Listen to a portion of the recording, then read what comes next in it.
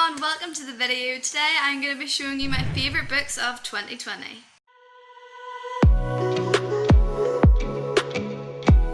I have read so many books in 2020 and it's not as if I go around writing them all down in a big long list, although I should do that this year. I may have forgotten a lot of these books, like I may have forgotten loads. These are just like a rough summary of what I've been reading in 2020 and what my favourite books were in 2020, so let's get started. Alright, so my favourite books of 2020. Well, I know that 2020 has been a really rough year. It was a really rubbish year for a lot of people, but I have been reading loads and that has really kept me occupied, so I'm going to show you my favourite books. So let's just get started. I have tried filming this video so many times and I think by now I know what I'm doing. I'm sitting here wearing my slippers in front of the window because my ring light is broken and this is way more handier, although I do need to get a background. But I am talking way too much as always. First book of my favourite books of 2020 list is Ryder's Stormbrecker. I always say the same things about this book. Oh, it's thrilling, it's exciting, it's action-packed. So all I'm going to say about this book is it has everything a spy story needs all pulled into one.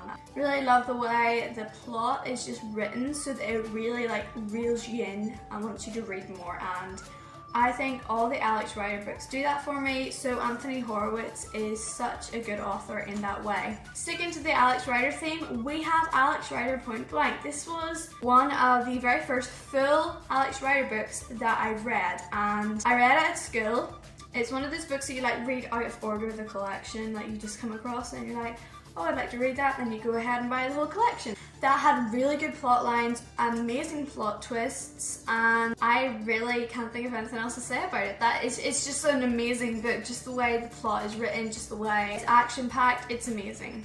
Also, if you find me staring out the window, that's just me trying to gather my thoughts. I'm just staring out at my window.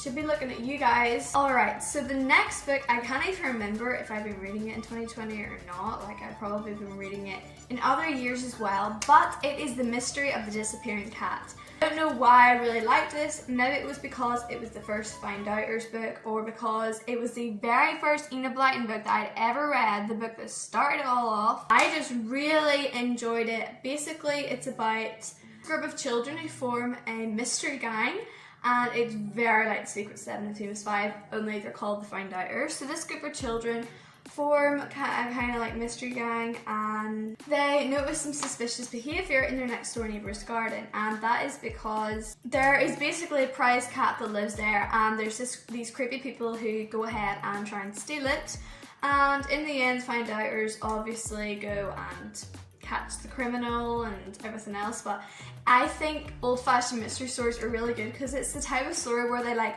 go through all the checklists and like, could it be this suspect? No, I don't think so. Like, it's not where people are going around like punching each other in the face like Ryder books.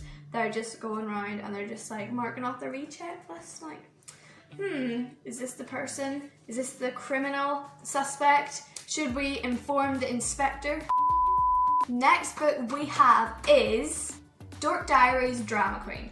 I love this Diaries book because it's different from all the rest, because in the story Mackenzie gets a hold of Nikki's diary, and honestly Mackenzie should just take over the whole series because she's a way better diary writer than Nikki. But you get to hear like her side of the story, what she thinks about things. That's what I love about it. It's just so different and unique. This next one is a no-brainer.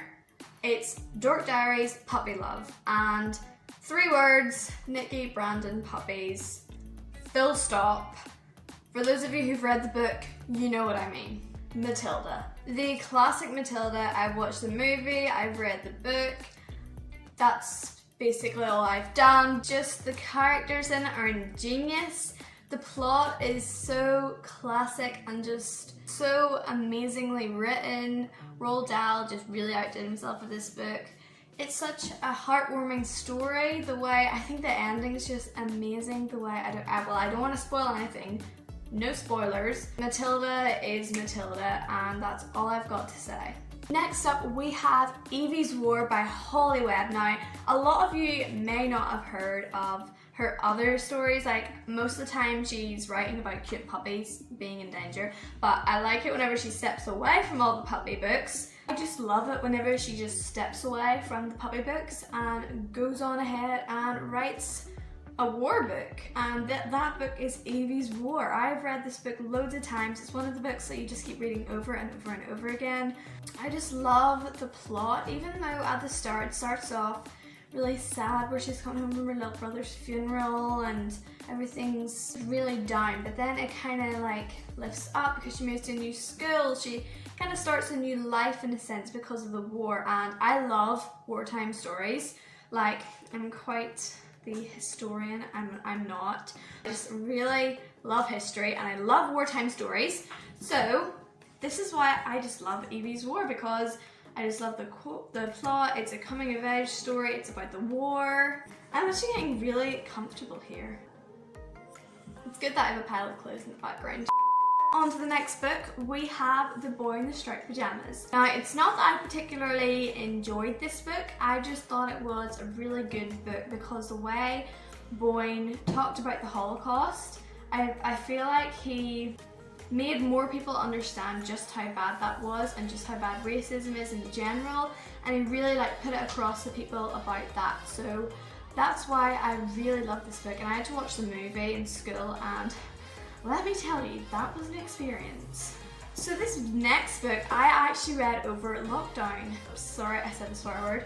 And I remember sitting in my garden, I downloaded it as an ebook, sitting reading it on my phone, and just really enjoying it. Just the way it was written was just a really good book. Max Einstein was a really good book. It was all about kids coming in, and they were really smart kids. They were really smart kids, and they came in and they are basically there to save the world from global warming, from poverty, from terrorists? I don't know if they go that far. They're here to like save the world with their brains, and it's all about this one girl who really stands out, and everyone, I think there's some bad guys out to get her because they see her potential and they really want her.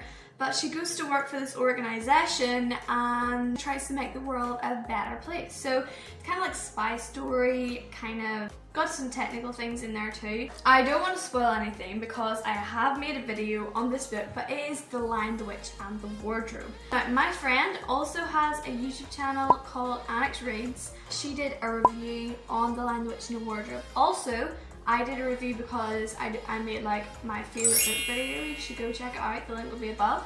But she also did a video on it, so you should definitely go check it out. The link will be down below in the description. But I'm not going to say too much about this book because I made a whole video on it and that would kind of spoil the video. All I'm going to say is it was my favourite book of all time, and I have my reasons in that video. So I honestly don't really know why this is one of my favourite books of 2020. I think I was just like getting a bit lost for books I should put in this list, so I kind of just picked a random, but this was personally my favourite Diary of a Wimpy Kid book, so we put it on this list, and that is Diary of a Wimpy Kid Old School. In the story, his grandpa moves in with him, and it's all about looking at technology and things that happened in the old days and what like people use like beatboxes and stuff, and it just so happens that there's a power cut or a lack of technology in Greg's life, and he has to actually go back to the old days and start using some of that old technology. So I just thought it was really funny and unique, and I just really enjoyed reading this Diary of a Wimpy Kid book. This next one is a no-brainer. It is Sinclair's Book 5, Third Form at Sinclair's. I also really liked this book because it was unique, because I just like my unique books that kind of stand out in the whole collection, because I have lots of collections. You can see them in my book haul. I really enjoyed this book because it stood out amongst all the other books. Basically, it was set in 2 different settings and wasn't just set in the boarding school. There's also a slightly different plot because these girls are at stables down the road and they start coming to Sinclair's. And they don't sleep over at Sinclair's, they sleep over at their house, and the Sinclair girls kind of come around for visits to the stables, and I just think it's a really good plot line that way. So I also love it because it was the first Sinclair's book that I'd ever read. I just picked it up at my school library and I was like, what's this? Maybe I should read it. I went and read it and I loved it, and that's what made me get into all of Sinclair's books. Lastly on my list, we have Mallory Towers Book 1. The book that started it all, the book that the BBC made a whole TV series on. Mallory Towers Book 1. I just love this book because it's the original, it's the classic, it started it all off, and it's basically Daryl first moving into Mallory Towers, her first thoughts, how she overcomes some emotional personality difficulties. That sounded better in my head. How she overcame some difficulties and challenges. How she overcame some difficulties and challenges in the school, and basically her life in the first term at Mallory Towers. And I love that book even more now that I've watched the series. The series is amazing. It's all based on that one book. I really want there to be a series 2 based on the second book, but I'm not sure if they'll go in for a second series. I think that's just like a one-time series. Yeah, this was one of my favourite Enid Blyton books, Mallory Towers Book 1. So one more thing before I finish this video, I forgot to add in a book, and that was Nancy Drew, The Emerald Eyed Cat Mystery. This was one of my favourite books because it was a mystery book, and I love mysteries for a start. Also, my mum told me to read it because she read it as a little girl, so obviously I loved it because of that. And it was set back in the days whenever technology was kind of not really at a high level, if you know what I mean. That's why I love the plot line, I love the mystery. Yeah, Nancy Drew and the Emerald Eye Cat Mystery. Guys, that is it. That's my 2020 list done, and I filmed for ages because I had loads of technical difficulties, but we got there. We finished the video, and I really hope you enjoyed it. If you did, please, please, please make sure you hit the like button and subscribe down below. I'm really trying to boost this channel. We're currently at 24 subscribers, and I have so much more to bring, so if you could hit the subscribe button, that would mean the world to me. My goal, I think by summer, 50 subscribers. I would absolutely love it if you got me to 50 subscribers. Thanks so much guys, and I'll see you next time. Bye!